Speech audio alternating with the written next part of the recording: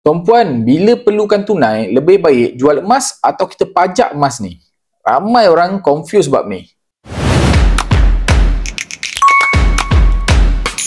Secara idealnya, penyimpan emas tega tak jual emas mereka kecuali 3 situasi. Yang pertama, nak tukarkan kepada aset yang lebih baik.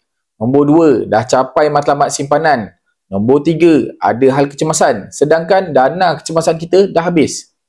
Selain dari 3 situasi ni, penyimpan emas tega akan pilih untuk pajak emas mereka kalau nak tunai segera.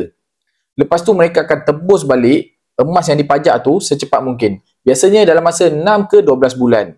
Kalau rasa tak mampu nak tebus semula dalam tempoh 6 ke 12 bulan, pilihan terbaik adalah jual je emas tersebut. Itu cara yang lebih selamat. Kalau nak disiplin simpan emas, pajak bila terdesak, tebus balik cepat-cepat. Kalau tak mampu tebus, baru jual. Itu cara paling selamat dan paling untung. Hubungi saya kalau nak mula simpan emas hari ini juga.